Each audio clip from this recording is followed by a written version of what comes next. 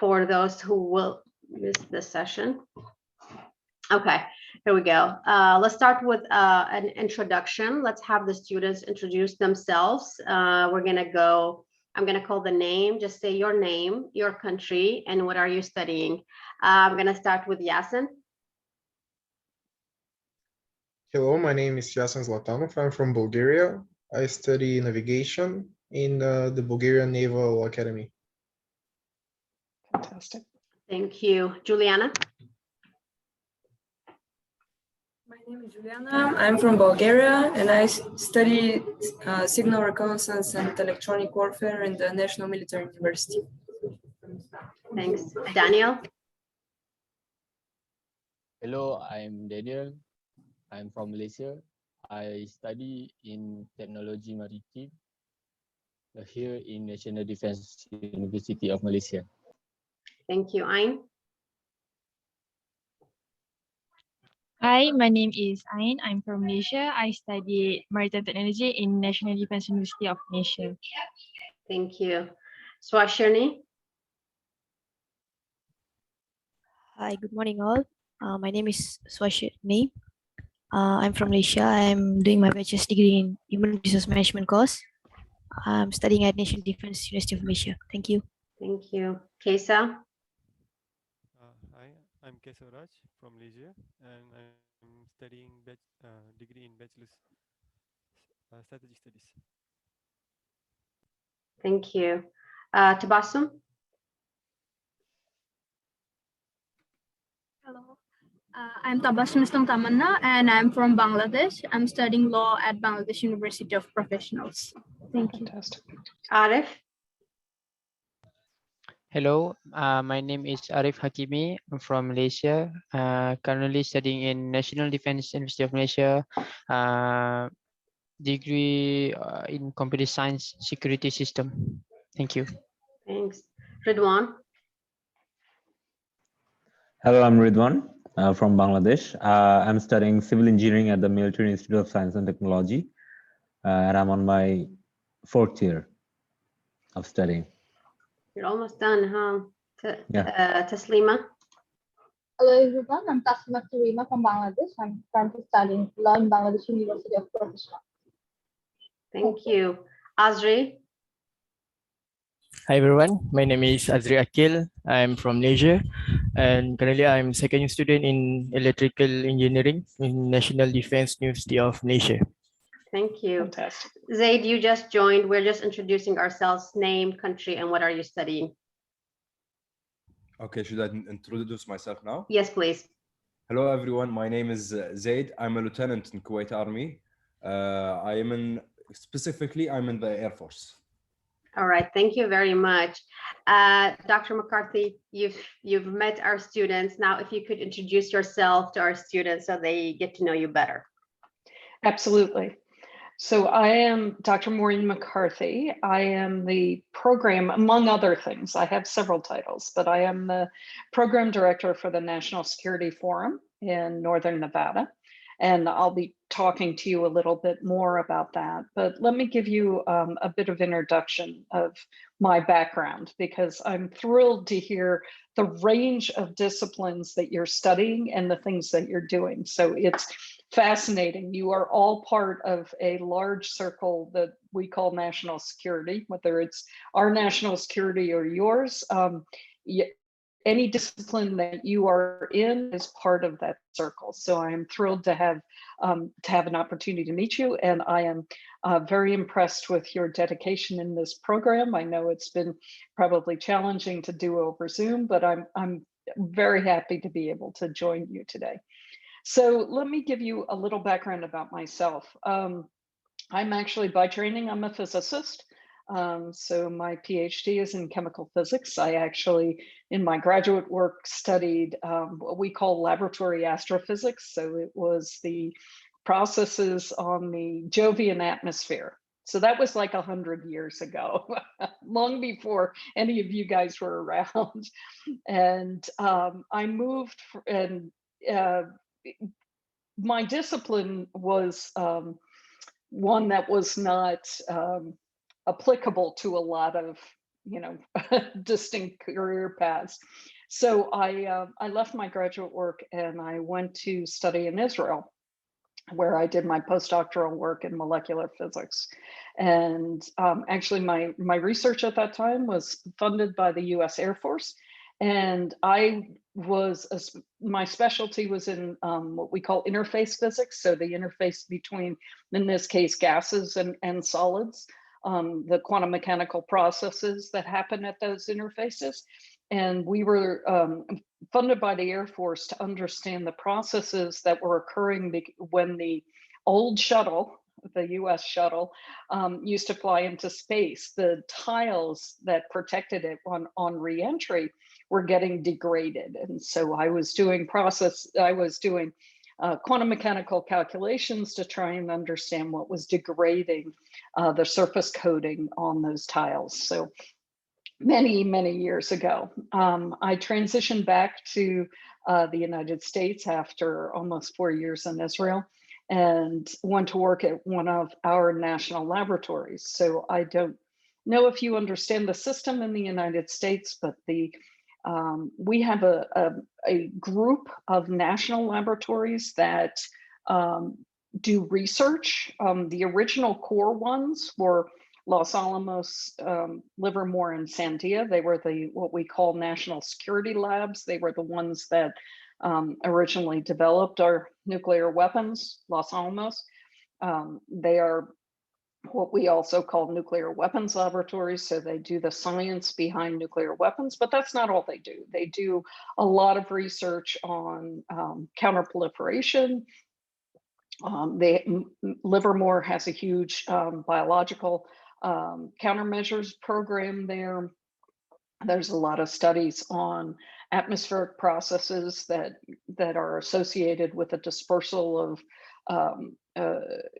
biological or chemical agents, but also affiliated with doing modeling on climate change right now. So they do a range of things. But we also have another group of laboratories called science laboratories that are dedicated to the study of all sorts of science disciplines that are related to national security. And so I worked in a very highly specialized molecular physics group there for a while, and did research on trying to understand the stabilization of nuclear materials in waste form, but also processing that we use during the production of nuclear weapons. So I come out of that nuclear weapons background. I went back to Washington, D.C.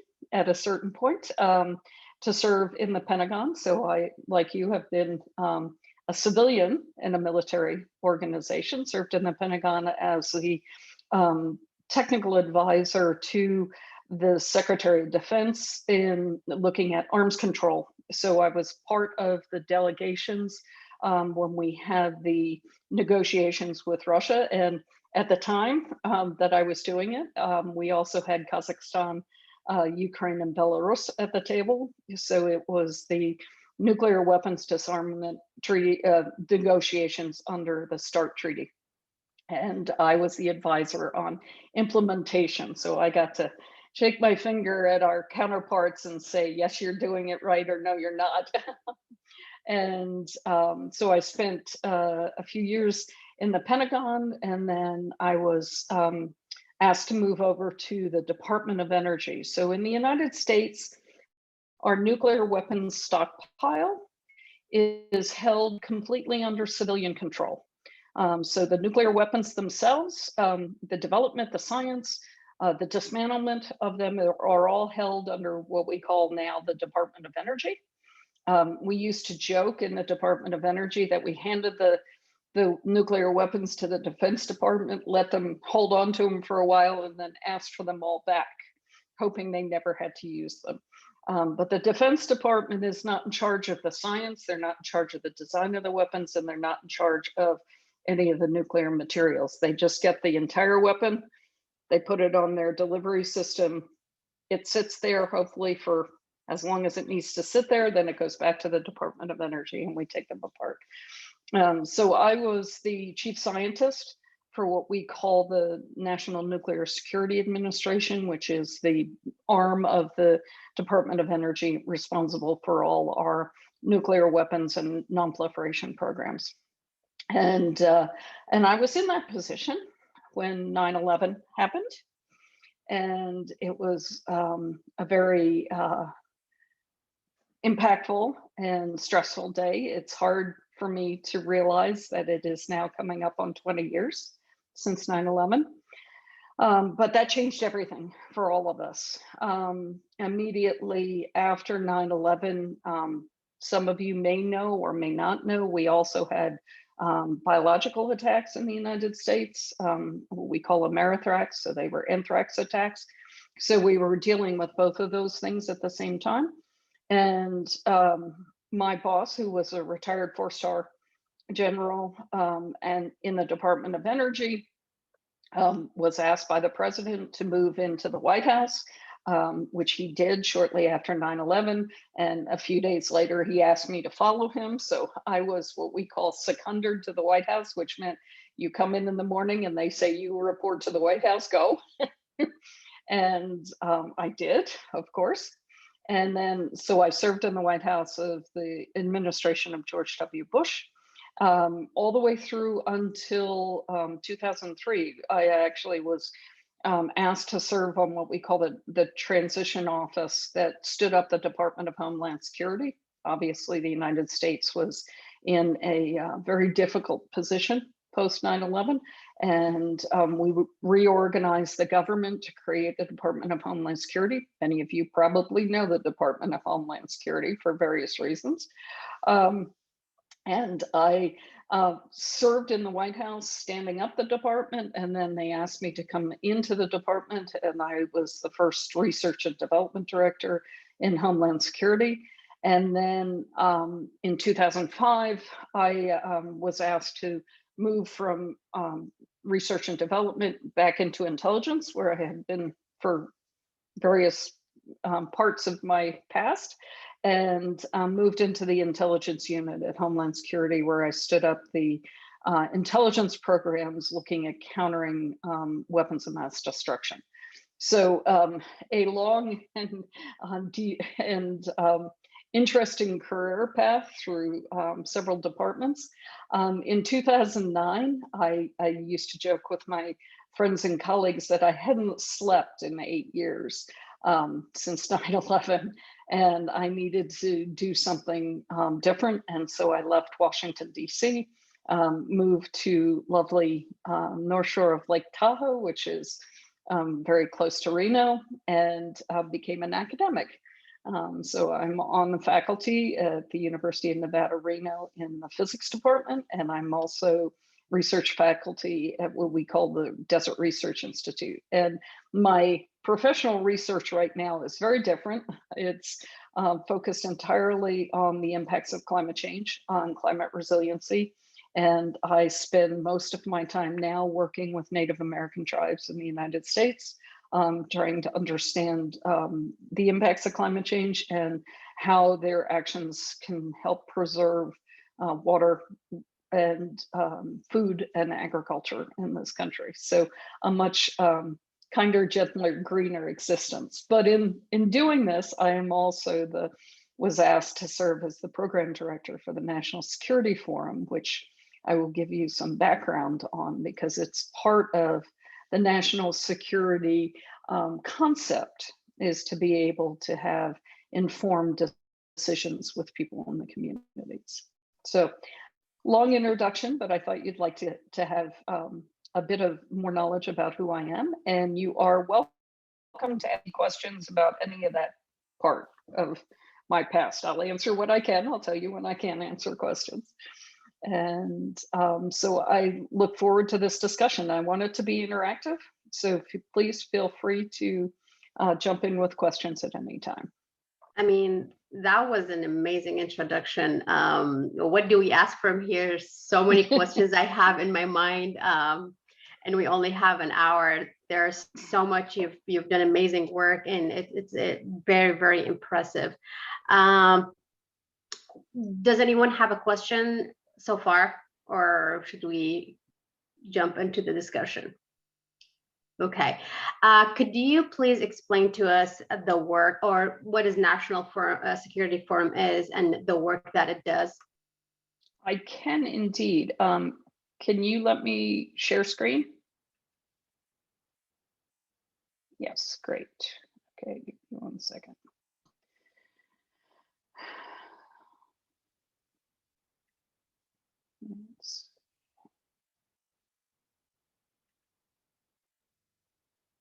There we go. Can you see that now? So I'm introducing you just to our website, and you are welcome to go on here anytime. I can put the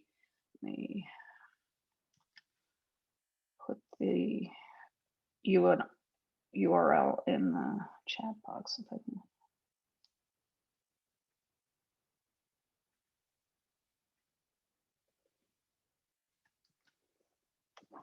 Okay, so I just put the URL in the chat box, but the National Security Forum, I just want to introduce you to this concept, not to necessarily walk you through everything in the organization, but to talk to you about a basic concept that is a precept of national security for the United States, and I believe for many of your countries as well.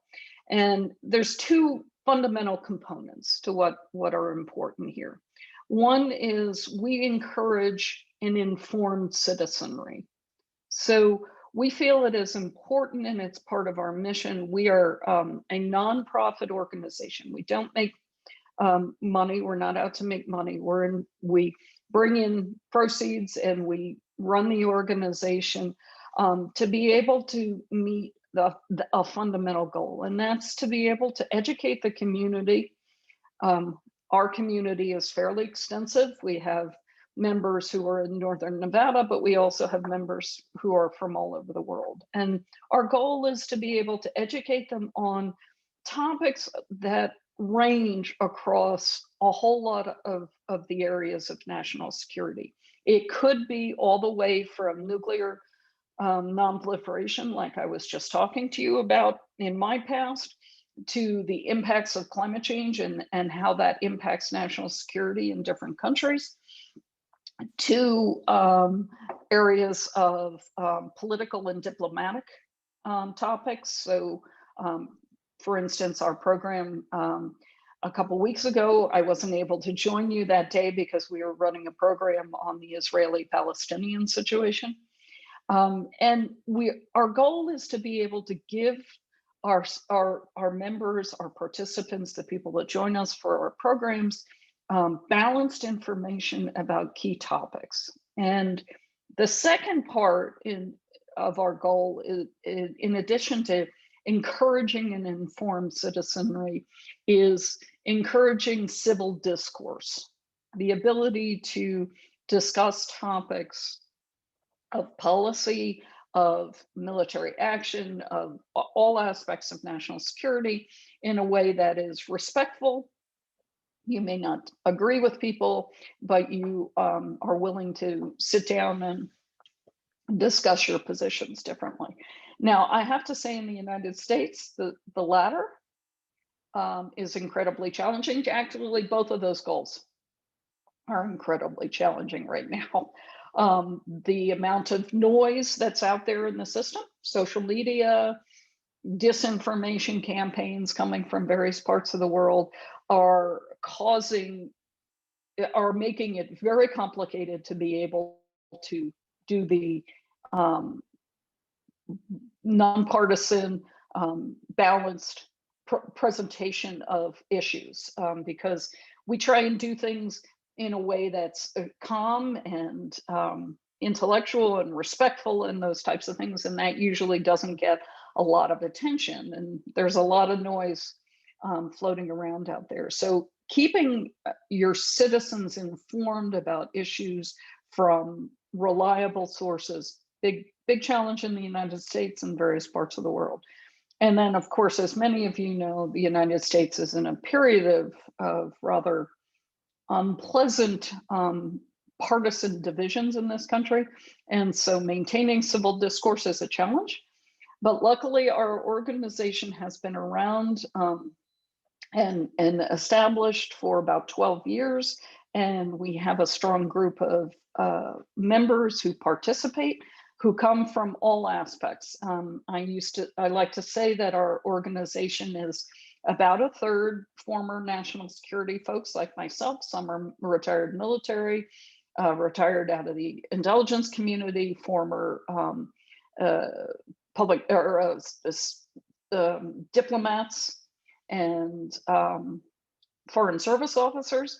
About a third are from our business community and are just genuinely interested in how national security impacts their business areas.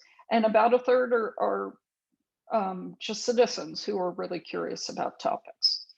So one of the things that we have that we feel is very important is we need to reach across generations. And so it's delightful for me to see this group.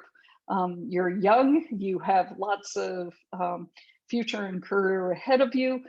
Reaching into the youth in our community is incredibly important because it gives them an anchor point by which they can understand national security issues.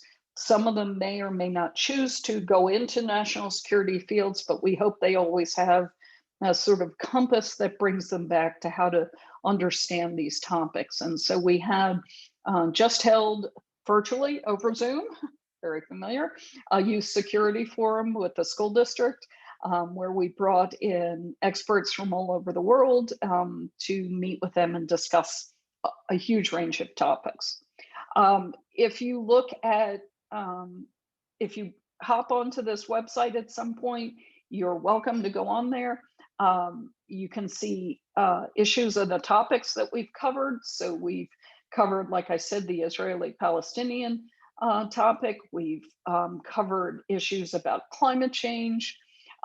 We've looked at how policy making works in the United States. You know, how are laws formed? How does the national security budget put together? What goes into forming the machinery that actually implements policy?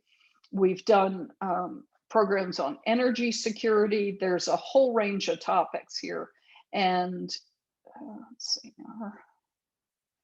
And then each of our programs are videoed and we post our videos. So if you're interested in any of these topics, there's programs on China, there's programs on Afghanistan, there's programs on cybersecurity. You're welcome to hop onto that website. You can watch any of these videos anytime. And we encourage our participants to be able to interact with our speakers. They generally put their questions in a chat box and then I ask the questions, and we get a large range of questions from people who are participating from all over. And it really, you know, we had to go completely virtual in May of 2020. This had been an in-person session for many years, where we had breakfast and we could all sit around tables together and we could have these discussions and sidebar discussions before and after the talk. And it was very social. Now it's on Zoom, and we are hoping to transition back to what we call hybrid meetings. So some people will be in the room and sometimes the speakers will be in the room, sometimes they'll be coming in on Zoom. One of the advantages of the pandemic is that I've been able to reach out to a lot of people around the world to give presentations for us who couldn't travel to Northern Nevada. So we're very happy about that. So that's just a snapshot of what the National Security Forum does. And really our biggest issue is, you know, fostering this level of education, bringing people together around topics that they may or may not see in the news. You know, everybody knows and has been seeing a lot about cybersecurity, but then we dig into very specific issues about it. We have partnerships with the organization that runs the nuclear testing site down in Southern Nevada.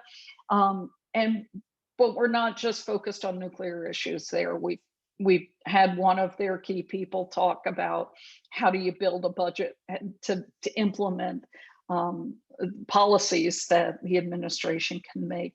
So we try and go into areas that are very, that some are in the news, some are not in the news. We did a program last year or year and a half ago on Nepal and the politics of Nepal. And amazingly enough, many of you know, but many Americans don't know, Nepal is a Marxist country. They found that quite surprising. So we've had State Department officials speak, former military generals and admirals. We've had foreign service officers. We've had business people talk. We've had a large range of people present in our forum. And when we were able to meet together, sometimes we would bring the speakers in or have dinner sessions with small groups beforehand, allowing them to have discussions. We're also going into more workshop settings so we can discuss some topics in more detail. So there's a lot of interest in working with our partners on energy security and what that means for the West right now and Nevada. We're in horrible heat this summer and terrible smoke conditions from the wildfires, and that's causing a lot of strain on our energy grid. And so we're planning a workshop on those topics. So that's what the organization is built to do. We have about 3,000 people that we reach on our mailing list. And about 450 or so members, formally joined members of the organization. And when we were meeting in person, we would get somewhere between about 150 and 200 people to our meetings regularly. Now that we're on Zoom and people can watch them afterwards, we don't get quite that many, but it's still good. It's outreach to a large branch of the community. We allow our students from the school districts to join us for the programs when they're in session. So it's been a major undertaking, and we are not completely unique, but we are very different than most organizations in the United States. Many of the ones that are trying to do some of the things similar to what we're doing are all based in Washington, D.C.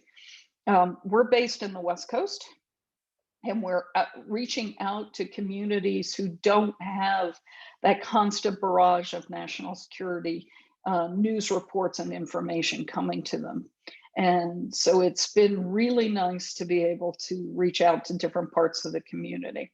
And I'm very pleased with the speakers that we've had. I'm honored that they have joined us and shared their insight, and look forward to many more informative programs. So you are welcome to go on our website and look at it.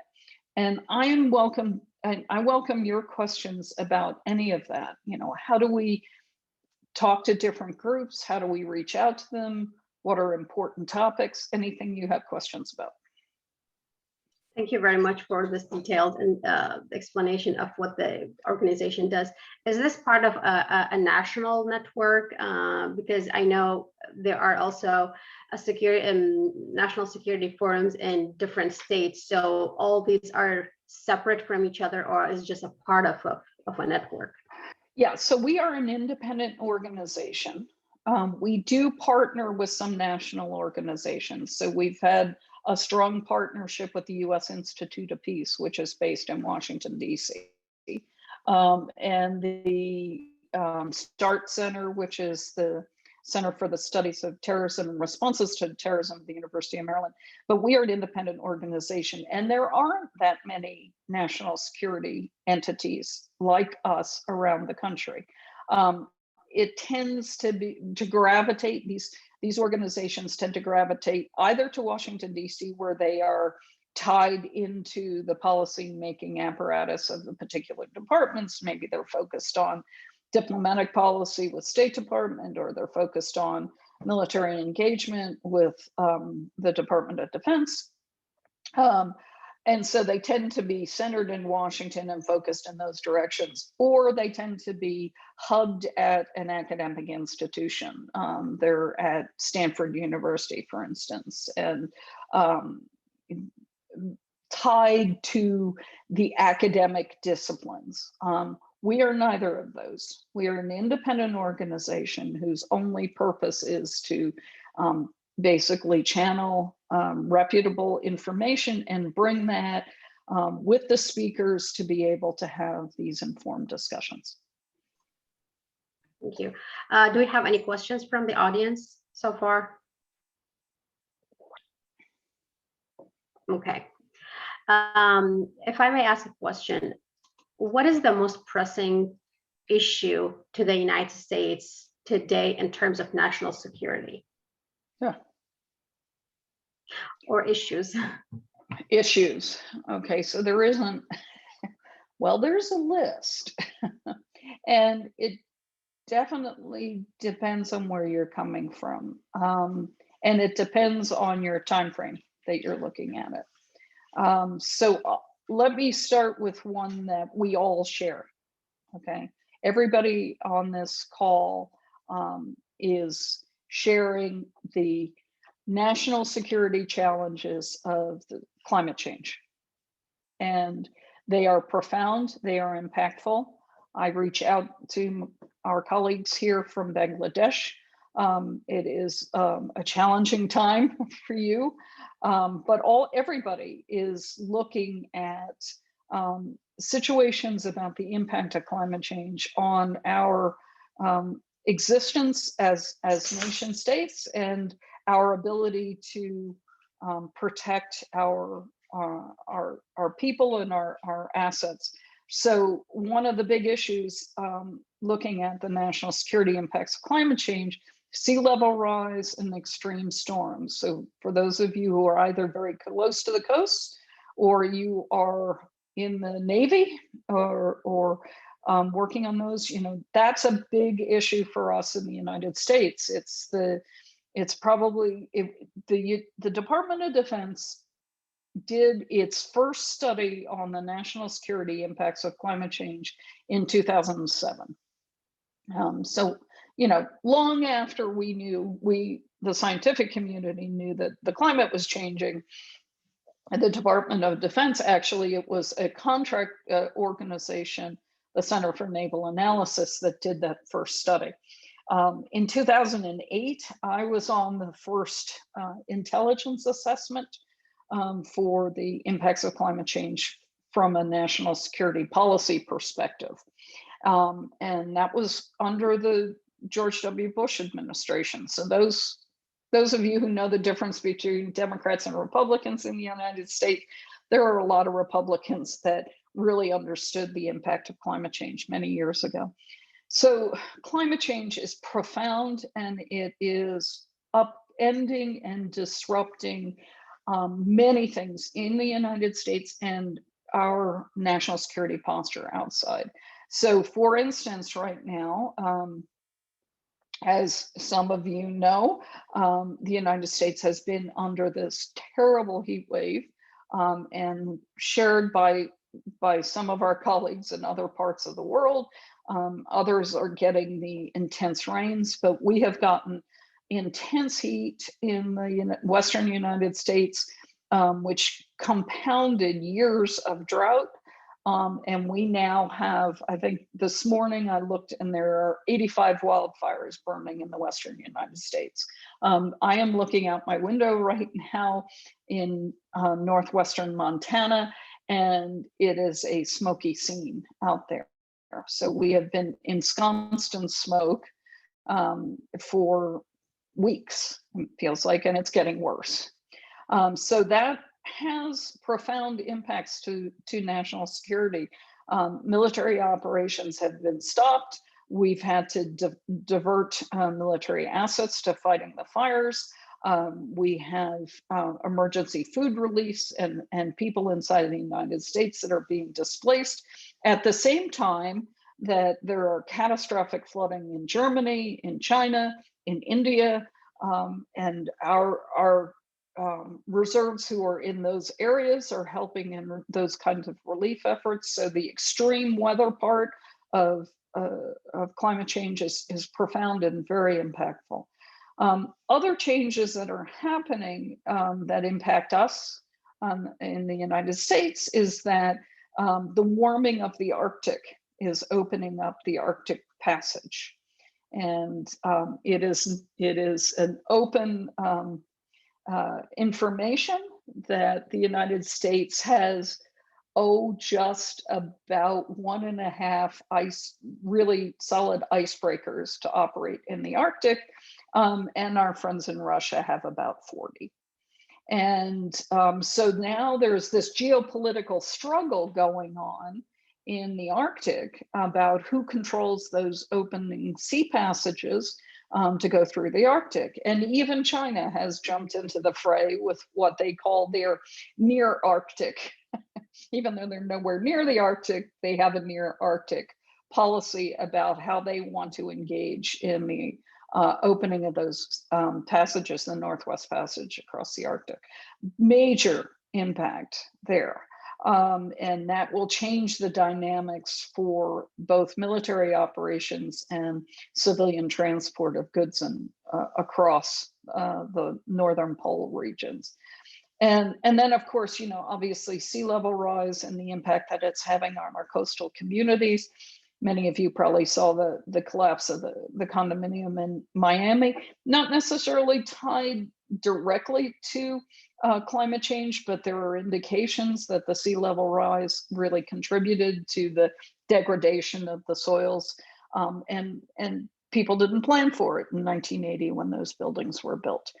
So I would say holistically, climate change probably is our single most largest and most pressing national security issue because it affects almost all aspects of our lives, those of our allies, those of our friends around the country, around the world, and those of our not friends around the world. We're all in this boat together, and it's getting worse rapidly, much, even in some cases, much faster than we anticipated.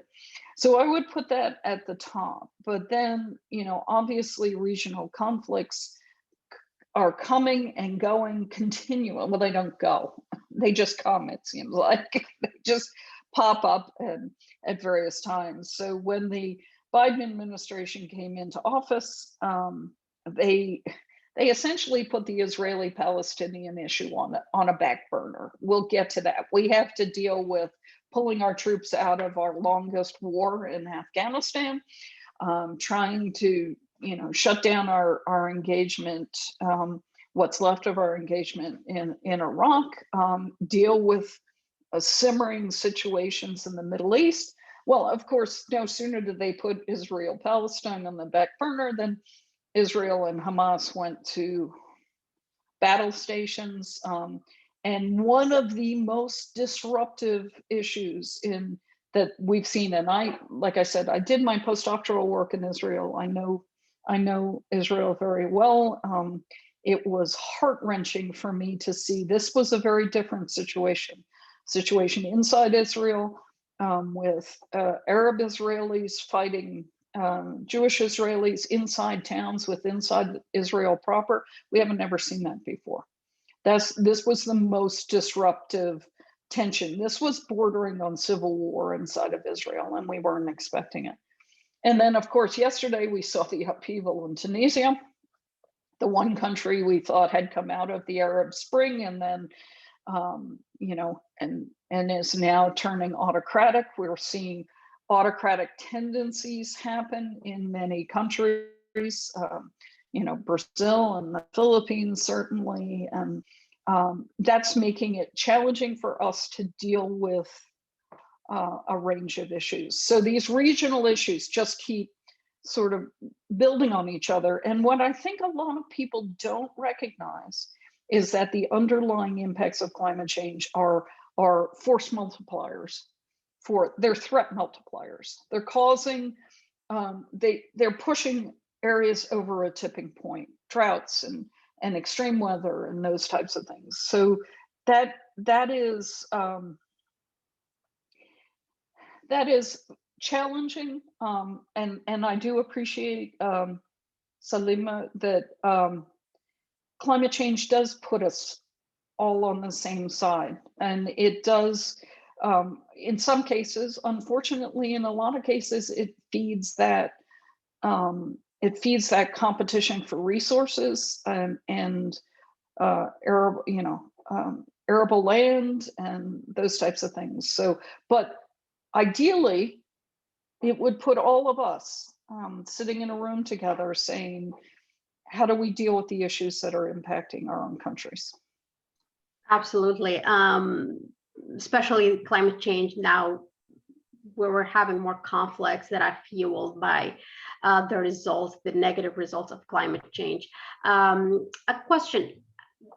Before your stay in Israel, has your perspective changed about the Israeli-Palestinian conflict after you lived in Israel? Because most of the time we hear stories and we know conflicts very far away from where the conflict is. Has your visit or your stay in Israel gave you a different perspective of the conflict? Oh, totally. Now, I moved to Israel. It was at a different time. I was in Israel from 87 to 91. So it's what I said 100 years ago. That gives you an idea of how long we've been grappling with the conflict in the Middle East. But yes, it's a totally different perspective when you live there and you're part of it and you see the issues happening. I had Arab friends, I had Israeli friends, I had Jewish friends, Muslim friends, Christians, Druze, Bedouin, and you have that perspective for what's going on the ground. Now, what's heart-wrenching for me is that I actually did do a discussion about this following our last talk. When I was living there, it was before the suicide bombers. It was during the first Intifada, the first Palestinian uprising. But they did not, for the most part, the Palestinians didn't have weapons, and they were, for the most part, throwing rocks and protests and strikes and those types of things. When the suicide bombing started after I had left, then the attitudes changed. Then people started to harden, and right now there's a tremendous hardening, a very, very big sea being set up where there isn't constructive civil discourse. I did work with the peace organizations in Israel when I lived there, and we had, discussions and roundtable discussions, and we'd scream and yell and disagree on issues, and then sit around and have coffee or go to the beach together. And it wasn't quite as personal. Right now, it's become very personal, and that makes me very sad. But yes, living there, you can't help but have a different perspective. Yeah. As many of you know, when you talk about the issues in your countries, to Americans, it's kind of glossy-eyed unless they've spent time there. Absolutely, and the Israeli-Palestinian conflict has become a very complicated one. Even to discuss it, it's very complicated. In terms of environment, how do you think the nuclear energy impacts the environment? So I'm probably come from a different perspective. I'm trained in nuclear physics. I understand nuclear energy. I actually at one point led the delegation negotiating with Russia for developing proliferation-resistant nuclear technologies, nuclear energy technologies, together with the Russians. Back in the Clinton administration, the actual Clinton administration. And so I'm a strong proponent of nuclear energy. It can be done safely. Now, I have to say the United States has we've lost our edge. We've lost our scientific edge because we haven't been designing new nuclear reactor technologies, but one of the things that we are developing now, and several of our allied countries are small, compact nuclear reactors that can be mobile. They can be brought into areas, disaster zones when there's no power. They're compact. The nuclear materials are not accessible. You can bring in the entire reactor. You can use it for a certain period of time, and you can pull it back. Disposing of nuclear waste has always been a big challenge, and part of the reason that it's a huge challenge is because we use antiquated nuclear reactor designs. The designs that we use in the United States were done in the 70s, 1970s, right? Before most of you were born, probably all of you. And that's what we call once through, where you make the fuel rod, you put it through a reactor, and you get waste out the other end after some period of time, and you have to deal with it. Technologies that are able to reprocess that waste and reuse it inside of the system can be much more beneficial with much less waste. And honestly, nuclear energy is probably the only way we are going to get through the climate crisis in the near term. We may want to transition out of it long term, but it is our solution out of burning coal and fossil fuels. So I'm a strong proponent of nuclear energy, not necessarily a position that many environmental organizations take. Absolutely. Do we have any questions from the audience? So I'd like to ask, if I may.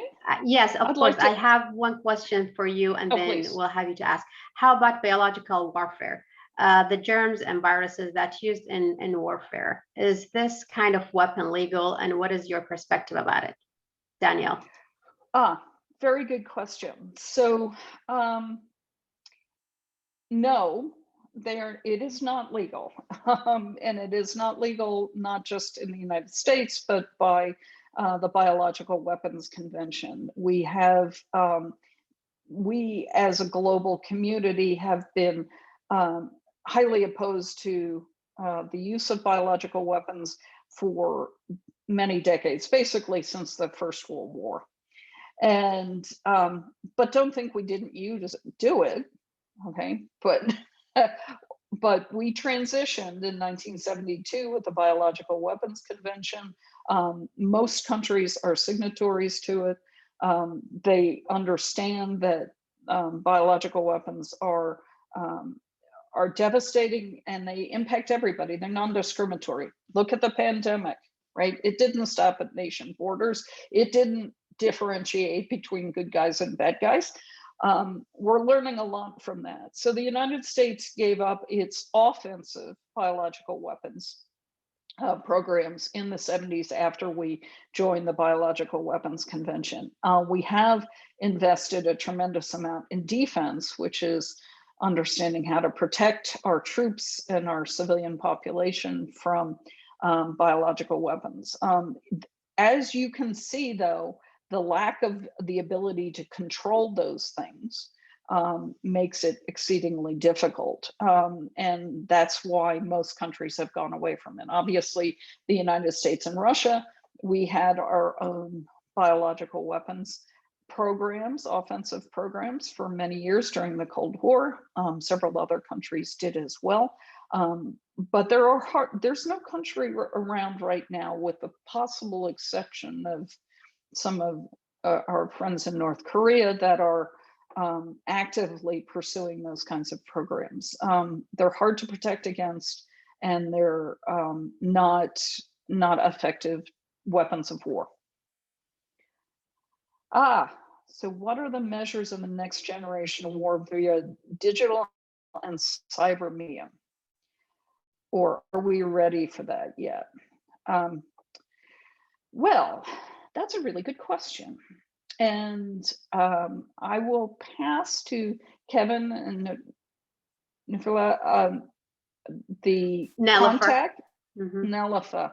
Thank you. I'm sorry.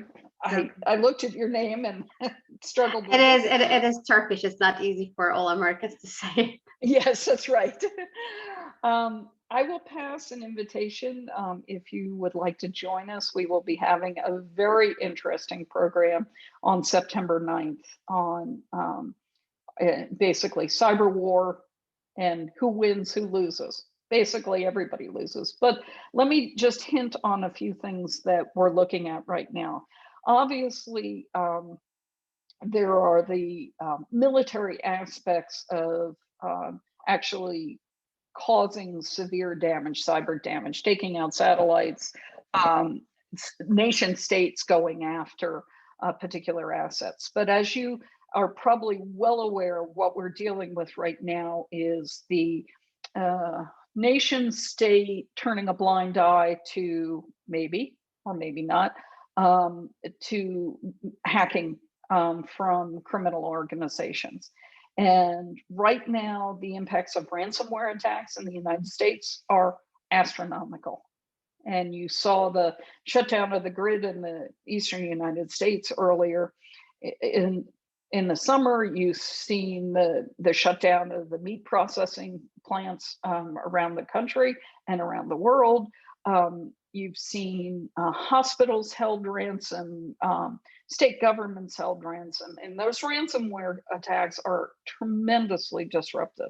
And they do prey on Americans' pretty lax and laissez-faire approach to protecting their own cybersecurity. So that the ransomware attacks, that criminal elements that are operating out of countries where the government is either sanctioning them or at least not reining them in, is causing a major havoc in the United States and in other countries as well. But we've certainly seen a lot of that. I think the issues of actually going to a cyber war. My good friend who's speaking in September says has a phrase that he likes to use when he talks to school groups, and he said, "Remember, kids, you can hack your way into a cyber war, but you're going to have to shoot your way out." And fundamentally, what happens in cyberspace will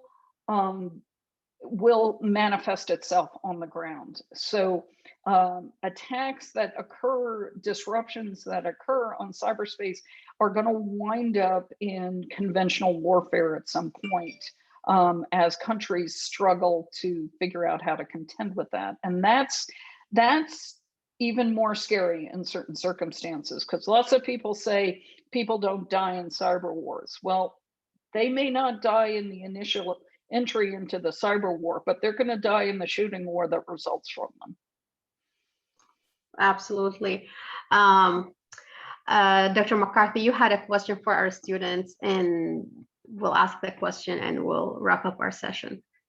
Yeah, so I'm just going to throw it out to you. What are the things that you're most concerned about as you look at your own countries? You're all in various aspects of national security in your countries. What are the things that you feel you're concerned about, not just for yourselves, but for your children and the next generations? That's a great question.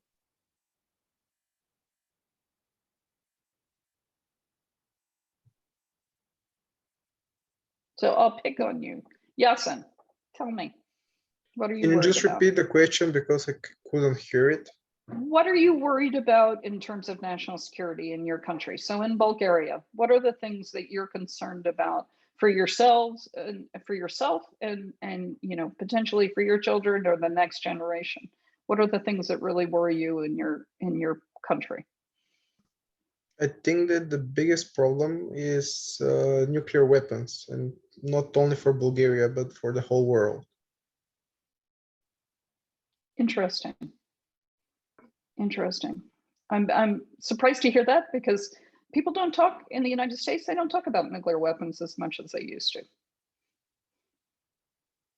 Yeah. That's What other Bangladesh, Malaysia, Kuwait, what concerns you the most? You can just open your mic and Mohammed. Well, yes, actually, I'm really concerned about like few things. In Kuwait, you know, it's filled with deserts, and we hardly have trees, and mostly all the trees are planted by humans. We need to like build up a great what do we call it? We need to go and plant more for, like as we said for. Sorry, I didn't get that. Like to get to the ground more greener, so that will be good for the environment. Excellent, and provide food Yeah, for you locally, and so you don't provide have food, to. and you know it's really hot. It's getting really high on. The weather is getting really hot, and like I actually don't know how to say it. We really need the trees more trees. Understood. Yeah, absolutely. Tabassum? Mine is going to be a little bit similar to Muhammad, because I feel like that the environmental threats are our next enemy, and that is going to be very challenging for, I mean, not only for Bangladesh, I mean for all over the world. And in terms of Bangladesh, if I have to point out, then we know about the Rohingya refugees. So their national protection and relation with Bangladesh, so it's a challenge for us to cope up with that. So yeah, that's it. Yeah, and also Zaid from Kuwait saying global warming. I guess it's really hot now, so I really don't know how the next generation will live in this hot weather.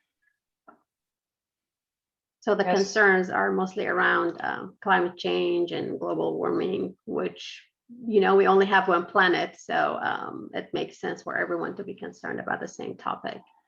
And oh, it's almost 125 here now. I am so sorry. Wow.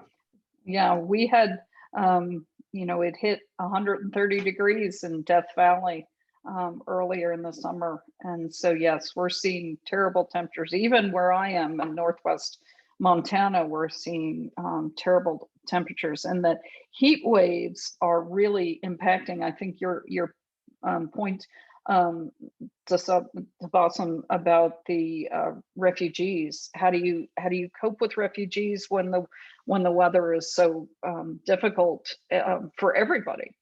So one thing I find positive about this discussion is that as Taslima mentioned earlier, we're all in this together, and this group, as you move forward, Yasin, even as you think about nuclear weapons, this is a time that we need to come together and recognize what the problems are. We are not able to look at national security separate from global security. Our challenges right now are global security, and we can't do it alone. None of us can. Not even the United States, as much as we like to stomp around and project that sometimes. We can't, and we need your help looking at this. We need your expertise, your commitment, your encouraging your colleagues, but also encouraging the next generation. We need to make this world a better place for all of us to live, or we will not have the future of our planet. Absolutely, Taslima. In my opinion, I am mostly concerned about climate change, and as we are using up all the non-renewable resources, what we are leaving for the future generation. Absolutely. Thank you very much, Dr. McCarthy. I mean, I have so many questions I couldn't even get to, and I feel like if we had 3 hours, we would still be talking. It was a delight and very informative session to have you on here. Thank you for joining us. And I look forward to working with you. And if any of your class, yes, and if any of the members of your class would like to attend one of our national security forums on Zoom, or just go on and watch them later, you are welcome to. Just let me know. Yeah, we definitely would like to watch the September session on cybersecurity. Yeah, definitely.